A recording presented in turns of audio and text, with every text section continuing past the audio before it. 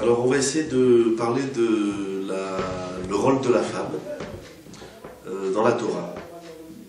C'est ça la question. Ok. S'il faut préciser la question, on reprécise. Quel est le rôle de la femme? Quel est le rôle de la femme? Ok. Alors, on pourrait dire, dans un premier temps, que parler de ce sujet, ça n'a pas de grand intérêt, dans le sens où beaucoup de sites de Torah, bien sûr, ils en parlent déjà. C'est un vieux problème, depuis la création de Chava. Donc on a beaucoup de psukim dans Bereshit, la femme c'est Zerkedegdo, la femme c'est l'Otom et Yotada Levado, c'est beaucoup de choses. Donc il y a déjà beaucoup de choses que tout le monde connaît. On va essayer d'amener un chidouche. On va essayer d'amener une Gemara qui... D'abord on va commencer par une Gemara connue. La Gemara dans Brachot Yuzaïn Amudalev dit Nashim Beba Izachrian. Par quel mérite les femmes ont accès au Olam Haba, au monde à venir? Et la Gemara dit Be'akrouye badayu le bekdishta be'atnouye gavrayu berabanan ve'natrin le gavrayu addeatu mi berabanan. La Gemara dit, d'après l'explication de Rashi, les femmes encouragent les enfants et leurs maris, et les maris, donc leurs enfants et leurs maris, à aller étudier la Torah au Beth Midrash, et elles attendent leurs maris jusqu'à ce qu'ils reviennent du Beth Midrash. Il dit Rashi mamtinot les ba'alein, elles attendent les maris, venot laem reshut lalechet v'lilmod Torah, et elle leur donne la possibilité, l'autorisation d'aller étudier la Torah Be'ir Acheret. Avant, étudier la Torah, c'était pas aussi simple qu'aujourd'hui au niveau technique, géographique. Il n'y avait pas des Bate Midrashot, des lieux d'études dans chaque ville. Il fallait parfois voyager. Voyager, c'était souvent un jour aller, un jour retour. Il fallait y passer bien au moins 2-3 jours de Limoud. Donc les maris partaient quelques jours. Et ça, c'est le mérite des femmes. Alors ça, c'est la Gemara connue. Mais pour comprendre cette Gemara, on va étudier un autre passage dans Sanhedrin qui est moins connu. Et tout Rav qui parle du rôle de la femme, il ramène cette Gemara dans Brachot. Donc une fois la Gemara dans Sanhedrin, celui qui a étudié Sanhedrin, il connaît la Gemara, mais elle est moins connue. Et c'est surtout sur cette deuxième Gemara qu'on va essayer de s'arrêter. Mais c'est en réalité, le rôle de la femme, il se joue à plusieurs niveaux. Il se joue aussi bien au niveau familial, dans la cellule familiale, donc le rapport que la femme elle a vis-à-vis de son mari, le rapport que la femme elle a vis-à-vis de ses enfants. Donc on va dire Shalom Bayit et Chidour, et éducation. On sait que les femmes, dans la Torah, elles occupent une place qui est très importante, voire... je ne sais pas s'il faut s'amuser à comparer le rôle de la femme à celui de l'homme. Parce que j'allais dire, la femme, elle occupe une place aussi importante que l'homme, voire parfois plus importante. Par exemple, il y a plein de Gemarotes en réalité, c'est un sujet énorme. La Gemara dit que c'est par le mérite des femmes pieuses, Bisrout, c'est la Gemara dans Sota, Bisrout Nashim Tzadkaniot, Yatsu Avotenu Mitzrayim. C'est par le mérite des femmes pieuses que nos pères, nos ancêtres sont sortis d'Égypte. Donc, c'est-à-dire que la Gemara n'a pas de problème de reconnaître que la Yetziat Mitzrayim, elle a pu se réaliser grâce aux femmes pieuses. Et la Gemara explique quelle est la piété des femmes et en quoi cette piété elle nous a permis de sortir d'Égypte. Mais quand on parle de la fierté de la sortie d'Égypte, avec tout ce que ça représente, c'est par le mérite des femmes. Ça, c'est un exemple. Un autre exemple, on n'est pas très loin de Hanouka. Hanouka, ça fait près dans 2 semaines et demie, 3 semaines. On sait, Rachid dit dans Masechet Shabbat, que le miracle des Hashmonaïm, nous on parle de la victoire des Hashmonaïm, la guerre contre les Grecs, ou encore le miracle de la Ménorah, mais Rachid dit que Ikar Hades, l'essentiel du miracle, il a pu se réaliser par le concours de Yehudit, qui selon...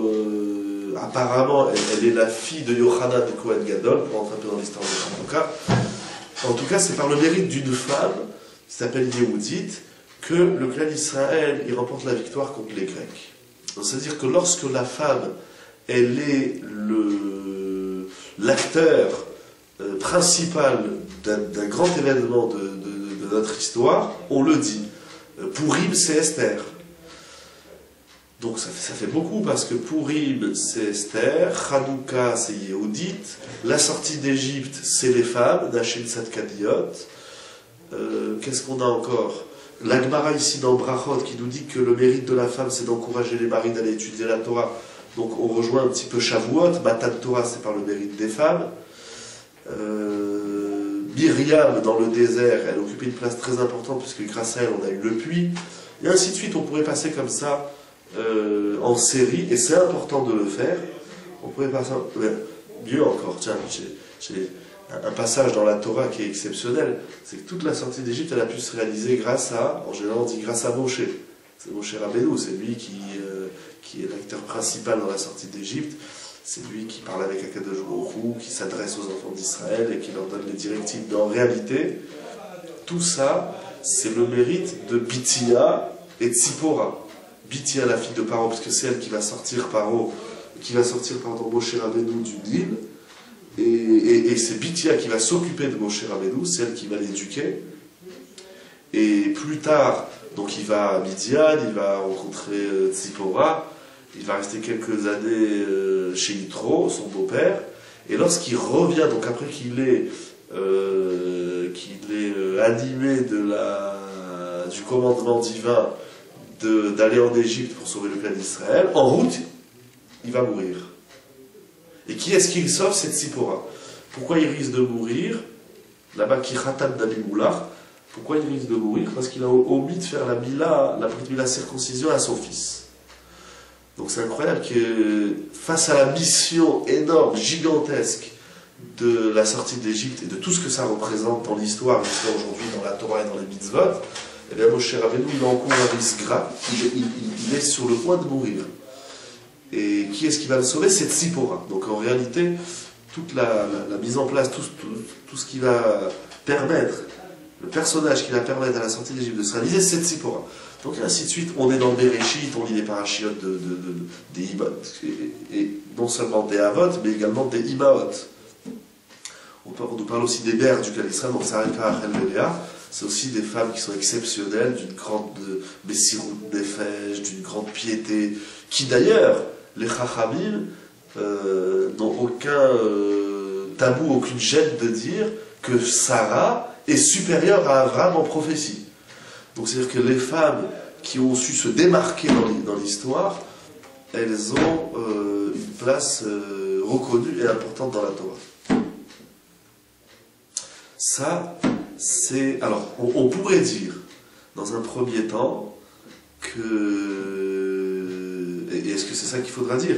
Dans un premier temps, on peut dire que la femme, si elle excelle, c'est-à-dire si elle se donne à fond, eh bien, elle peut atteindre des niveaux qui sont très hauts, voire supérieurs à l'homme. En tout cas, elle peut écrire l'histoire. Et en réalité, la femme, c'est elle qui écrit l'histoire de l'homme, d'ailleurs. Alors, est-ce que le message, est-ce que je suis en train de m'adresser aux femmes et de leur dire, mesdames, eh ben, devenez des femmes exceptionnelles? Pourquoi pas? La malo. La malo. Attends, j'ai une question. C'est... Si l'homme il va étudier la Torah, pourquoi la femme ne va pas étudier la Torah? Ouais. Parce que comment elle va... Comment tu vas dire au mari, comment elle va dire au mari d'aller étudier la Torah? Ouais. Si elle ne le fait pas? C'est une bonne question. C'est une bonne question. Surtout que le Rambam... Alors je vais répondre comme un bon juif et un bon rabbin par une autre question. Le Rambam, dans Ilchot Talmud Torah, il ouvre les lois de Talmud Torah en disant « La femme est dispensée d'étudier la Torah ». C'est la première phrase. En général, quand on parle d'une mitzvah, on va expliquer en quoi elle consiste. Et généralement, c'est comme ça que le Rambam aussi travaille. En quoi la mitzvah consiste et qui est concerné par cette mitzvah. Et qui ne l'est pas. Mais on commence pas un sujet en disant « Bon, mesdames, vous êtes exclus ». C'est pas... Ça, c'est une première question. Donc, je rajoute sur ta question, une deuxième question. Première question, comment la femme, elle peut encourager l'homme à étudier la Torah puisqu'elle est dispensée? Ça, c'est ta question. Deuxième question, c'est quand on parle de l'obligation que l'homme a d'étudier la Torah, on fait une introduction, on dit la femme est dispensée d'étudier la Torah et l'homme est tenu d'étudier, etc., etc. Pourquoi on commence par la dispense de la femme? Alors en réalité, il faut savoir, ça c'est une grande question. Bémet, pourquoi la femme? C'est toute une souga dans la Sechet Sota. Peut-être qu'il faudra l'étudier et éventuellement faire un chiot aussi, une vidéo là-bas. Ça c'est très compliqué. C'est très compliqué. Alors le Rambam, il écrit 2 fois dans une Talmud Torah, il dit la majorité des femmes, elles ont du mal à étudier. Je prends des précautions dans les mots. Elles ont du mal à étudier. Est-ce que c'est un mal existentiel? Est-ce que c'est un mal parce qu'elles ont beaucoup de choses à faire? Est-ce que c'est un mal intellectuel? Elles ont beaucoup de mal. Il dit la majorité des femmes. Rov Nashim. Alors moi ce qui m'intéresse c'est la minorité. Et encore une fois dans l'histoire, on démontre que les femmes, qu'il y a beaucoup de femmes qui ont étudié et qu'il y a beaucoup de femmes qui étaient très intéressantes, qui ont excellé dans la Torah. Et dans la dévoie et dans la prophétie. Alors, c'est évident qu'une femme qui n'étudie pas, elle aura beaucoup de mal, voire l'impossibilité d'aller vers son mari et étudier. Moi, je ne peux pas encourager quelqu'un à faire quelque chose dont je ne connais pas quelle est cette chose. Alors, on pourrait dire, j'avance une idée, qu'on n'est pas obligé d'accepter, c'est que la femme, lorsqu'elle étudie la Torah, elle ne va pas étudier la Torah pour elle-même. Elle va étudier la Torah pour comprendre la valeur de la Torah et à son tour encourager le mari. Moi, quand j'étudie la Torah, c'est pas pour encourager ma femme, et c'est pas pour encourager les autres. Pourquoi pas? En deuxième temps. Mais d'abord, moi, en tant qu'homme, j'étudie la Torah parce que j'ai une mitzvah d'étudier la Torah. La femme, elle n'a pas une mitzvah d'étudier la Torah pour elle-même. Elle a une mitzvah, entre guillemets, c'est pas une mitzvah, mais la notion de l'étude de la Torah chez la femme existe pour qu'elle encourage son mari et ses enfants. Je suis d'accord avec ta question. Si la femme n'étudie pas, si elle ne sait pas qu'est-ce que c'est que la Gemara, si elle ne sait pas qu'est-ce que c'est que le Chumash, si elle ne sait pas ce que c'est la Halacha, si elle n'a pas compris la valeur du limoud... Ou si ça lui apporte rien, je ne sais pas pourquoi l'étudierait. Ok, alors c'est ça un petit peu le problème. Ça veut dire... La femme, elle étudie. La femme, elle va étudier. En termes de mitzvah, d'obligation, elle n'est pas tenue d'étudier. Mais ce qui est clair, par rapport à ta première question, si elle n'étudie pas, non seulement qu'elle ne va pas encourager son mari, mais pire, elle va le freiner. C'est ce qu'on entend souvent dire quand on rencontre quelqu'un, elle dit « Pourquoi tu n'as pas étudié ?» Elle dit « Ah, ma femme, elle veut que je l'aide à la maison, elle veut que j'aille avec elle faire les courses, elle veut que je sois présent, elle ne me laisse pas étudier. » Si elle avait compris la valeur de l'étude, et tout ce que ça représentait, mais celle qui donne un coup de pied à son mari au derrière, elle dit « Va étudier, dégage, je ne peux plus te voir, va étudier la Torah. » Mais l'obligation, c'est pas les mots justes, l'obligation, le commandement, la notion, l'élan de la femme pour étudier, c'est pas pour elle-même, c'est pour son mari. J'étudie pas pour moi, elle va aussi étudier pour elle, c'est pas bon. Allez, je vais étudier la paracha. Un exemple concret, une femme qui étudie la paracha, étudie la paracha de la semaine, elle va automatiquement parler avec son mari. Parce que lui, il va étudier le Midrash, il va étudier la Gemara, il va étudier les commentateurs. Alors elle va l'encourager. C'est sûr qu'il faut qu'elle en tire un certain intérêt. Mais l'intérêt, il va lui venir de ce qu'elle suscite chez son mari. Donc l'étude de la Torah chez la femme, c'est pour susciter le désir d'étudier, pour élancer son mari et ses enfants dans le limoud. Une femme qui n'étudie pas, c'est une catastrophe. Un homme qui n'étudie pas, c'est 2 catastrophes. C'est lui et elle. En réalité, une femme qui n'étudie pas, c'est une catastrophe pour elle, pour son mari, pour ses enfants. Maintenant, tout celui qui se plonge dans l'étude, qu'il soit un homme ou qu'il soit une femme, après on va faire des nuances. Il y a certaines choses que la femme, c'est pas conseillé qu'elle étudie. Et encore une fois, dans le Rambam, je vois cette notion de rov, la majorité des femmes. Et c'est pour ça que j'introduis bien ici le sujet en disant qu'il y a des femmes qui ont étudié et qui ont atteint des niveaux de Torah, de Chorma et de dévoie et de prophétie très élevés. Mais elle n'a pas le chiyuv, elle n'a pas la mitzvah, elle n'a pas l'ordre. Nashim Pturot Mitalmud Torah. C'est comme ça que le rabbin y commence. Les femmes, elles sont dispensées. Mais qu'est-ce que tu commences des lois en parlant de ceux qui sont dispensés? Non, c'est que la dispense de la femme, elle est peut-être dispensée vis-à-vis d'elle-même, mais pas vis-à-vis de son mari et vis-à-vis de ses enfants. Alors, Le problème, c'est pour ça que je veux, sans plus tarder, prendre directement la Gemara dans le Sanhedrin, parce qu'elle va ouvrir une porte. Parce que c'est vrai que, on va dire, dans la première partie du discours, c'est de dire la femme, donc dans l'histoire du clan d'Israël, elle a occupé une place, en tout cas, au moins aussi importante que celle de l'homme. Il n'y a pas dans la Torah, la femme est inférieure à l'homme. La femme, elle a ses obligations, elle a ses mitzvot, l'homme, il a ses mitzvot. On ne parle pas d'infériorité ou de supériorité, c'est une blague. C'est nul à dire. Mais en tout cas, dans l'histoire, on le voit bien que la femme, parfois, elle a surpassé l'homme. Comme il va dans Hanouka, dans la sortie d'Égypte, etc. Ok. Donc, première partie du discours, mesdames, mettez-vous à fond, vous allez exceller, et vous pouvez même dépasser les hommes. Mais on n'a pas de problème de le dire. Deuxième partie du discours, qui va paraître un peu plus réducteur, c'est de dire, oui, mais attention, quand vous étudiez, quand vous faites ça, c'est pas pour vous, c'est pour les maris. Et alors, attends, et moi, alors j'existe pas, je le fais que pour les autres. Oh. Ok. Alors ça, on va aller voir la Gemara dans sa revue. Il va nous permettre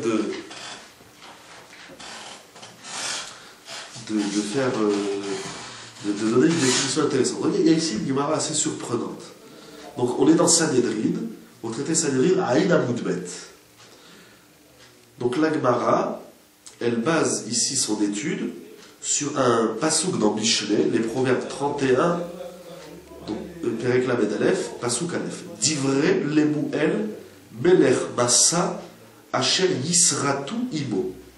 Littéralement, voici les propos de Lemuel, roi de Massa, qui a été éprouvé ou qui a été corrigé, on va dire, par sa mère.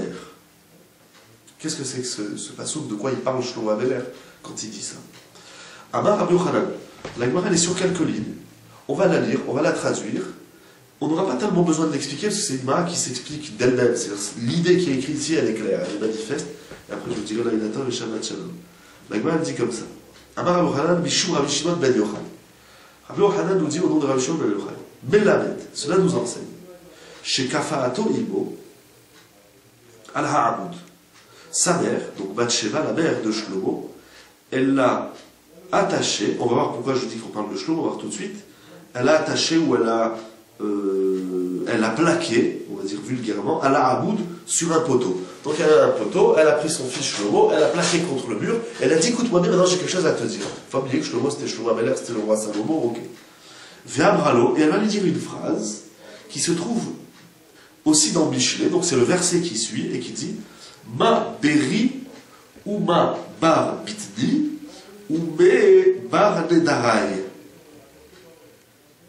Quelle est la qualité de mon fils, Beri, ou ma bar bitni, et quelle est la qualité du fils de mon ventre, de mes entrailles, ou ma bar nedarai, et quelle est la qualité du fils à propos duquel j'ai formulé un vœu.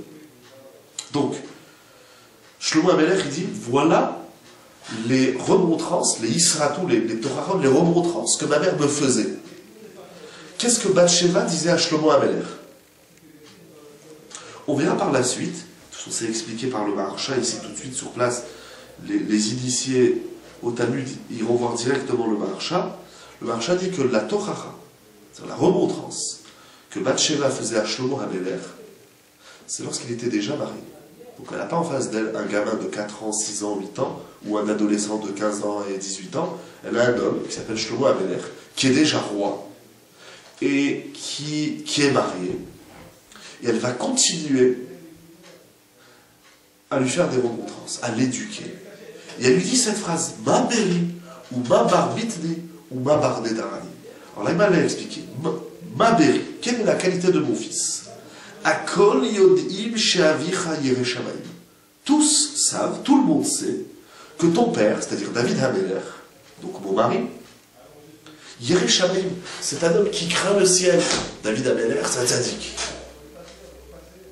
Avant. Arshav yomru imo garbalo. Si tu continues à faire la bêtise que tu fais, qu'on va voir sur quoi, elle va le raconter, sur quoi elle le chômait. Qu'est-ce que déjà on peut dire à Shlomo Ameler? Quelle remontrance on peut faire à Shlomo Ameler? Eh bien, sa mère, elle avait encore des choses à lui dire. Mais déjà, elle lui dit, tu es mon fils. L'erreur que tu fais, elle va se retourner contre moi. C'est-à-dire que si tu fais une erreur, encore une fois pour l'instant on ne la connaît pas, elle est mal à dire. Mais l'erreur que tu fais, elle dit à Shlomo Amelech, elle a plaqué contre un poteau. Elle a mis contre le poteau, elle a dit, mais l'erreur que tu fais, elle va se retourner contre moi. Dans la vie, tu veux faire une erreur, tu as le droit, mais pas au compte des autres, pas sur la tête de l'autre. Le problème, c'est qu'un enfant, quand il fait une bêtise, la première personne qu'on va condamner, c'est la mère. Jamais le père. Le père, toujours, il s'en sort bien. On l'apprend avec le chet à Hegel. Ça dépend ce qu'il fait. Ça dépend ce qu'il fait. Mais en général, c'est la mère. Pourquoi? C'est-à-dire, si la mère, elle a le bénéfice de porter l'enfant, etc., elle a aussi le devoir de Shema beni Moussalicha val titosh Torah tibecha.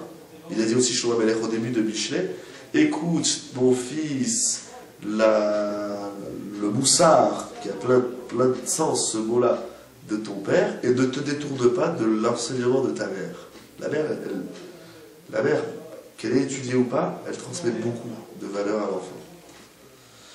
Donc on va voir pourquoi.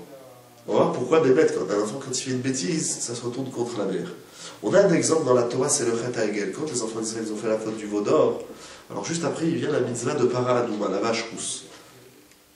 Et Rashi ramène au nom du Midrash, au début de Parashat Rukat, si je ne me trompe pas, il dit parce qu'un enfant, quand il fait une bêtise, on demande à la mère de venir ramasser. Donc, étant donné que c'est par le veau d'or qu'on a fauté, il faut amener une vache rousse. C'est la vache qui va nettoyer l'erreur du veau. Ok? Comme ça, Rachid dit.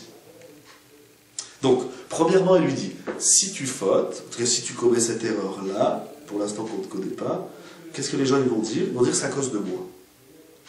Et ça c'est génial. Déjà, de manière générale, quand on fait une bêtise, il ne faut pas salir l'autre. Ici, l'autre, c'est la mère. Et un enfant, un homme, ici c'est plus qu'un enfant, ici c'est un homme, un adulte, un roi, un bel-air. Quand il fait une bêtise, ça veut dire, elle est en train de lui dire, t'as pas pensé à ta mère. C'est la bonne mère juive. Qu'est-ce qui ne peut pas se détacher? C'est l'enfant qui peut pas se détacher de sa mère, ou c'est la mère qui ne peut pas se détacher de l'enfant? Il y a deux versions. En tout cas, il lui dit, fais ce que tu veux dans la vie, mais quand tu fais des bêtises, n'oublie pas ta mère. Premièrement.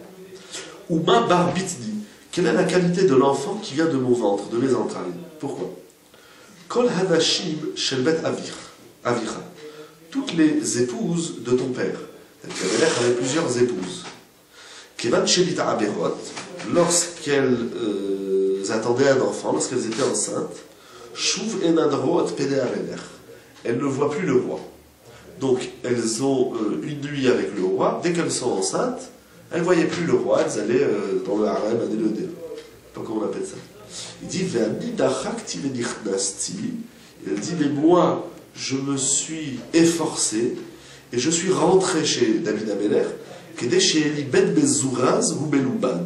afin que l'enfant que je porte, il soit zélé et blanchi.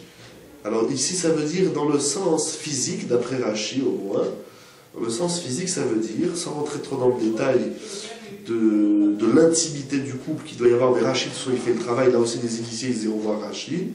Rashi dit que les 3 derniers mois de la grossesse, l'intimité du couple est bénéfique pour l'enfant.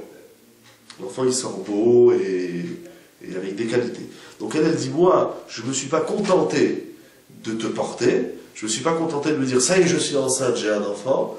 Non, je voulais que tu continues à bénéficier de ton père, de ce que ton père peut t'apporter. Alors même si c'est à l'état fœtal, mais c'est pas grave, on sait que l'éducation, ça commence très tôt.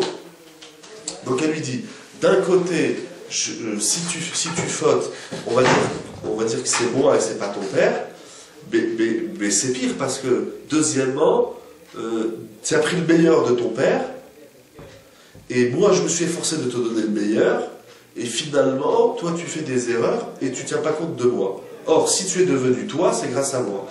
Et ça, un enfant, il n'a pas le droit d'oublier sa mère. Troisièmement, on m'a bardé d'araï. Quel est cet enfant qui est le produit de mon vœu, de mon béder? C'est-à-dire, comme la Shimshel Betalicha, toutes les femmes de ton père, Hayou Dodrot, elles émettaient un vœu. C'est-à-dire, lorsqu'elles étaient enceintes, elles émettaient un vœu, elles disaient Yeh li ben Hagou le malrout. j'aspire à ce que mon enfant soit apte à la royauté.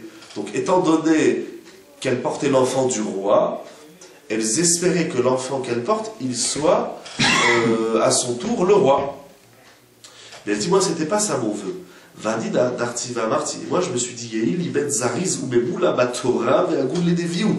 Elle dit, moi, je veux faire un fils avec David Ameller, pas pour qu'il soit le roi. Je veux un fils qui soit empli de Torah et apte à la prophétie. Elle n'a même pas demandé que son fils soit Ameller. Et d'ailleurs, le seul fils de David qui va devenir roi, c'est Shlomo. C'est cette espèce de dévouement, d'investissement de la mère. Elle dit, moi j'ai prié, c'est-à-dire, elle lui dit, t'es un roi, mais t'es pas ma fierté. Moi c'est pas ça que je voulais de toi. Je voulais pas que tu sois un roi. Je veux que tu sois un Talmid Racham, je veux que tu sois plein de Torah et que tu sois apte à la prophétie. Et bien même selon une version, il y a plusieurs versions comment on compte les prophètes. Mais si je ne me trompe pas, c'est la Gemara dans Megillah. Elle dit que David et Shlomo, ils sont des prophètes. Et c'est écrit quelque part, je crois que c'est ramené dans le Maharsha, tout ce que je dis là, où je l'ai lu quelque part. Mais c'est écrit que Shlomo Ameler, il a eu 800 prophéties durant toute sa vie. Donc, en tout cas, dis-moi, toi tu fais le beau, tu dis, regardez, Yeshua. C'est pas ça que j'attends de mon fils. C'est le roi, Chazak. Ah, c'est le roi. J'attendais des choses supérieures à la royauté. Parce que le roi, très souvent, une fois qu'il est roi, ça y est, je suis roi. Surtout que Shlomo Ameler, à la fin de sa vie, c'est des sous-lieutenants un petit peu plus loin dans sa Sanhédrin. Il va perdre son royaume. Il va perdre sa royauté. Je dis, tu ne me fais pas plaisir. Combien de fois faire des choses, faire plaisir à sa mère, tu ne me fais pas plaisir. Alors c'est pire. Elle dit, non seulement tu fais des erreurs, mais même le bien qui est en toi, il ne me fait pas plaisir. C'est-à-dire, le bien, ta royauté ne va pas effacer le côté négatif qu'il y a chez toi. Alors, je m'en fous que tu sois roi. Si à sa mère, oh, je suis le roi, je suis le roi Ameler, il n'y avait pas comme lui. Oui, mais justement, maintenant on va rentrer dans le contenu de l'erreur. Elle va dire, mais justement, tu te prends pour le roi. D'abord, c'est pas ce que je voulais. Deuxièmement, un roi, c'est pas ça. Tu sais même pas ce que c'est un roi. Alors, on continue de la Gemara. Et la Gemara, elle analyse toujours la suite donc, du Passouk dans Mishlei Lamed Aleph Passouk Dalet. Et elle lui dit comme ça, Al la melachim la moel, les moel, Al la melachim shetoyaïn, ou les rosnim et shechar. Alors il dit comme ça, Al la melachim amralo, elle lui dit, Balecha etzel melachim, qu'est-ce que tu as à faire chez les rois, chez shotim yaïn, qui boivent du vin, ou mishtakrim, qu'ils s'enivrent, veomrim et qu'ils disent la balle à Noël. À quoi nous sert l'Éternel? Elle lui dit, parce que Shlomo Ameler, il passait beaucoup de temps, Rachid dit quelque chose d'incroyable, toujours au niveau de la Khalida, sans parler avec vulgarité ou grossièreté envers Shlomo Ameler. Mais Rachid dit que Shlomo Ameler, il était trop attiré par la jouissance de ce monde et il restait trop longtemps à table, ou marbé bisrou dato. Donc il faisait des grands festins, des grands repas avec des rois, avec des hommes politiques, etc. Et donc il se perdait dans le vin et dans l'ivresse. Et le problème du vin et de l'ivresse, c'est qu'on en arrive à rejeter Akadosh Baruch Hu. Elle dit, tu te prends pour un roi, c'est-à-dire tu es un roi qui se prend pour Dieu. T'as oublié d'où tu viens. Pourquoi? Parce que Rashi, dans Bereshit, il dit comme ça, L'Otaveyot Adam Levado. Il n'est pas bon que l'homme soit seul. Pourquoi? Il y a plein d'explications sur ce passouk. Rashi dit pourquoi il n'est pas bon que l'homme soit seul. Il dit Shelo Yomu, que Shem Shechad, Yeshechad Ba'iliodim, Yeshechad Ba'tartonim. Rashi dit comme ça. Pourquoi c'est pas bon que l'homme soit Echad, seul? Parce que si l'homme il est Echad, il est seul, alors qu'est-ce qu'on va dire? On va dire de la même façon qu'il y a un Dieu dans les hauteurs, dans les Eliodim, dans les créatures célestes, on va dire qu'il y a un être unique dans les créatures terrestres. Donc c'est-à-dire que c'est pas bon que l'homme il soit seul, pourquoi? Parce que sinon il se prend pour Dieu. Il va se prendre pour un être unique, donc c'est un Dieu. Alors à qu'est-ce qu'il a fait? Et c'est l'eau Ezer Kelekdo, je vais faire la femme. Donc le rôle de la femme, c'est pour rappeler à l'homme qu'il n'est pas un Dieu. C'est exactement ce qu'elle fait là, Bathsheba. Elle dit à Shlomo Ameler, toi, tu es roi, mais tu bois du vin. Le vin, on s'en fout, ça veut dire, c'est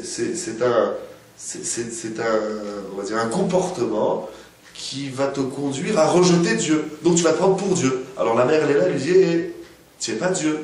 Parce que tu viens des entrailles de ta mère. On va avancer un peu, on va après dire l'idée générale sur cette Gemara, parce qu'il est déjà tard. Ou les Rosdim et Shechar, alors elle lui dit, je comprends pas. Bishekol Razeolam, Gelouim Lo, celui dont tous les secrets du monde, de l'univers, lui sont dévoilés, Ishteyaïd ve Ishtaker, est-ce qu'il va boire du vin et s'enivrer? Parce que Shlomo avait l'air, il connaissait toutes les sciences. Il connaissait la botanique, il savait parler avec les oiseaux et les animaux, il connaissait toutes les sciences. Tout il connaissait. Alors il dit, je comprends pas, toi tu connais tous les secrets de l'univers et tu bois du vin, c'est quoi le problème? Alors si je ne me trompe pas, c'est le Maharsha qui explique. Parce que quand on boit du vin, qu'est-ce qui se passe? Quand on boit du vin, on dévoile tout, on dit tout à tout le monde. Mais tu es fou, on ne dit pas les secrets de l'univers à tout le monde. Donc tu te comportes même pas comme un roi. Mais pire, tu te comportes même pas comme un chacham. T'es ni roi ni chacham. C'est un hamar, comme on dit aujourd'hui. Ikade après, il y en a qui disent Bishikol Rosdeola, Bashki Ishtayin Ishtaker. Oh, ça c'est la première partie. Si la dernière à la suite, parce que la suite elle est aussi intéressante. C'est dans le discours. En réalité, le marcha il va plus loin. Il dit Shlomo Amelech, il buvait du vin. Quand on boit du vin, qu'est-ce qui se passe? On s'endort. Il dit Shlomo Amelech, il se levait tard le matin. Ça, il dit tout le problème c'est qu'il se levait tard. Il se levait à la 4e heure de la journée. Alors Malchéné dit je comprends pas. Toi tu es un chacham. Mais je vois que c'est pas chacham. Tu dis que tu es un roi, je vois que c'est pas un roi. Tu déshonores ton père et ta mère. Je dis, finalement, qu'est-ce que tu es? Finalement, tu es quoi? Il dit, qu'est-ce que tu es? Voilà, le rôle de la... Moi, je le dirais en un mot. Voilà. En un mot, le rôle de la mère, c'est comme les aiguilleurs du ciel. Tu as un avion, il y a une tour. Et dans la tour, il dit, ne va pas trop à droite, tu ne vas pas à 2 km à droite, il y a un avion. Si tu bifurques pas un petit peu sur la gauche, il va y avoir une collision. Et après, alors la mer, dit attention, il faut que tu montes un peu plus haut parce que plus bas, il y a des intempéries. Voilà, la mer, c'est les aiguilleurs du ciel. Alors nous, on voit un avion, on est émerveillé de l'aviateur. Waouh, il arrive à naviguer un Boeing comme ça, c'est exceptionnel. Mais il y en a un que tu vois pas, c'est celui qui est dans la tour, qui a des milliers de kilomètres au sol. Et d'ailleurs, pour pouvoir s'envoler, il faut toujours garder les pieds sur terre. S'il n'y a pas l'aiguillère du ciel sur terre, celui qui est dans les airs, il s'envole et fait n'importe quoi. On avait déjà vu une fois l'idée de l'échelle de Yaakov Avinu, Soulam Yaakov. Bientôt on va dans Parashat Vaishlach. Alors c'est écrit que Rosho Magia Shamaima, j'ai oublié comment c'est écrit dans le passage, mais c'est écrit que le sommet de l'échelle, il atteignait le ciel, et l'extrémité touchait le sol. J'ai oublié dans les psukim, mais c'est facile à vérifier dans Vaishlach, si je ne me trompe pas. Alors il y a plein d'explications. L'explication que j'aime bien, c'est que Yaakov Avinu, il savait monter très haut, il savait monter jusqu'au ciel, mais il savait garder les pieds sur terre. Ça, c'est le problème de l'homme. C'est le problème du roi. C'est le problème du chacham. C'est le problème du David. C'est le problème de l'homme par excellence. L'homme, c'est comme un ballon de comment on appelle ça, d'hélium. Non. Hélium, les ballons qui s'envolent comme ça. Un ballon d'hélium. L'homme, c'est un ballon comme ça. Il gonfle, il s'envole. Il faut quelqu'un qui le retienne.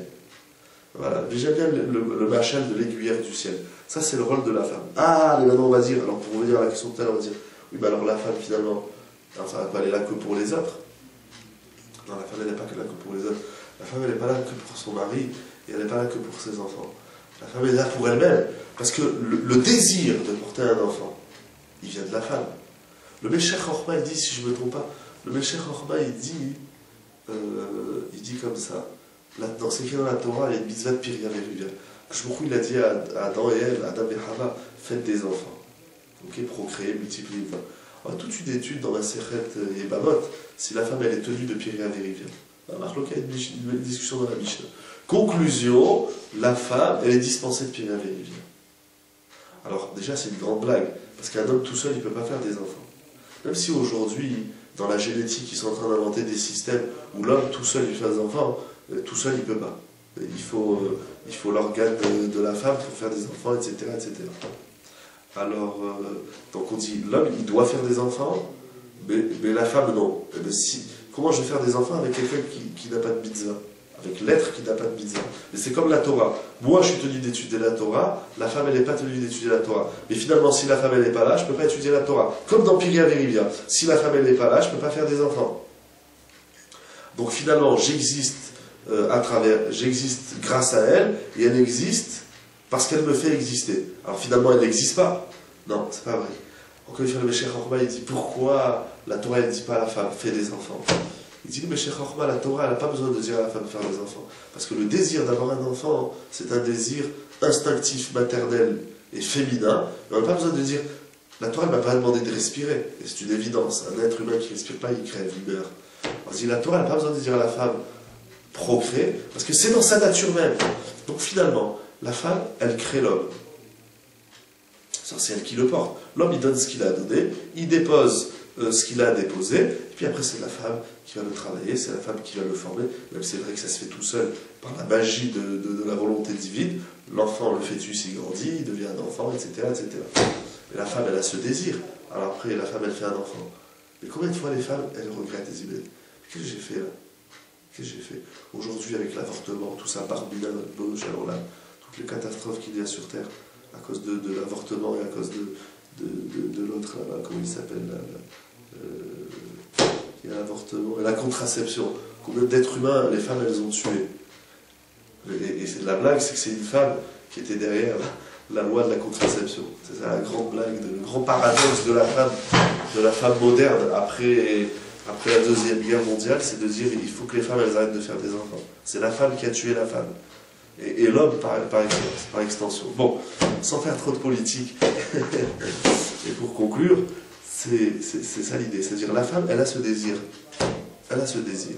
Elle a ce désir de donner naissance. Mais elle a très bien compris en même temps que donner naissance à un être humain, ça ne s'arrête pas, je fais un enfant, et puis après, bon, ben, débrouille-toi dans la vie.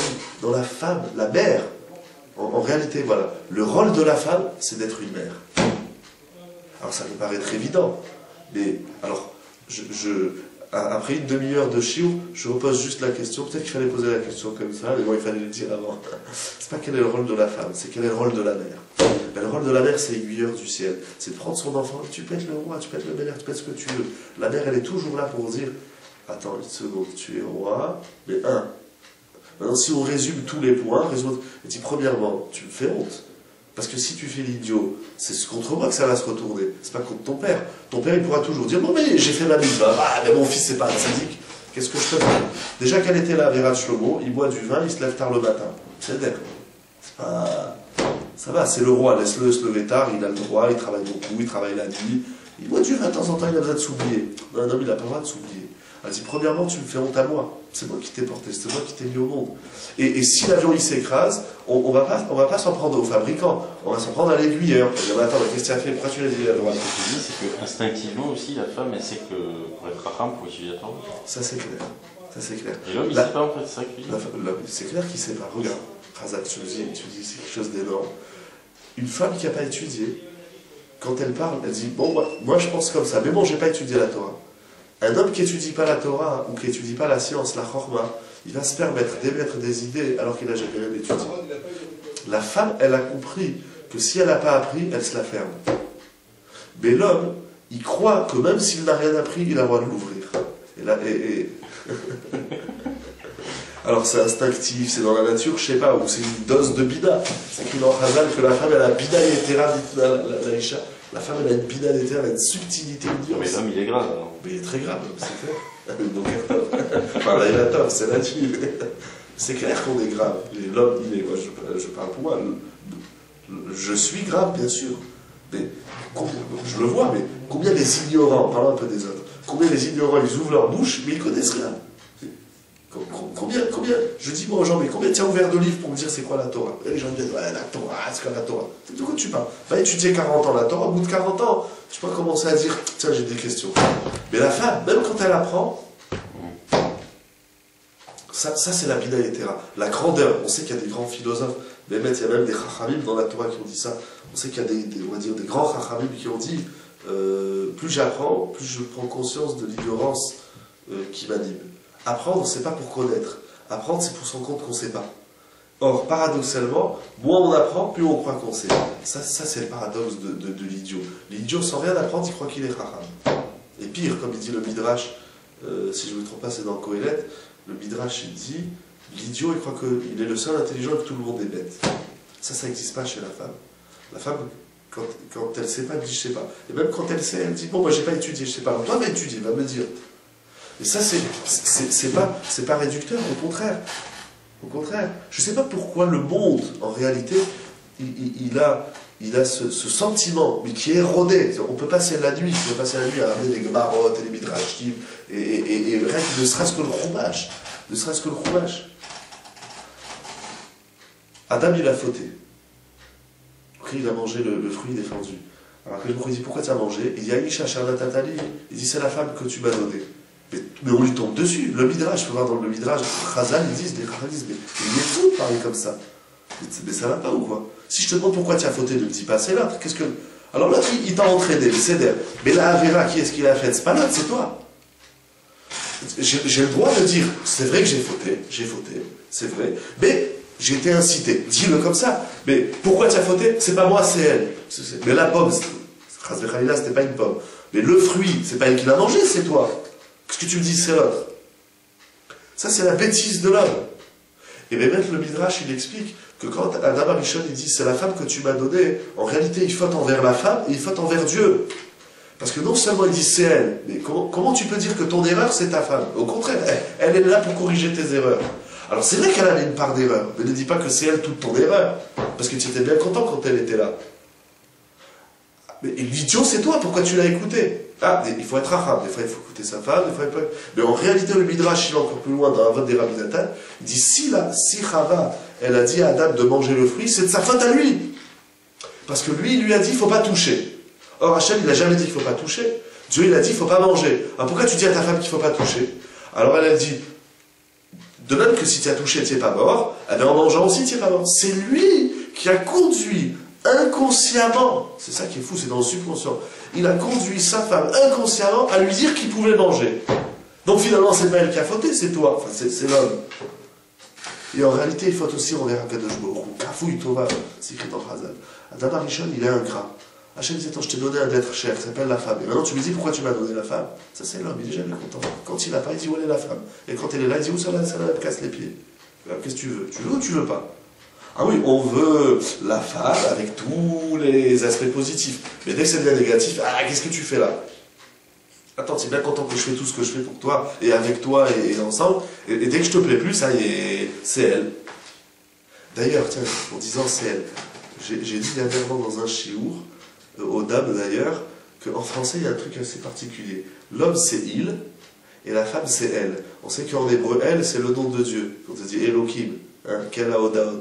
C'est bien dit qu'en français, pour désigner la femme, on a dit elle. Hein, tu connais le mot elle en hébreu, ouais. C'est incroyable que. Donc, Bekitsour, je ne sais pas pourquoi moi, Mehmet, je comprends pas.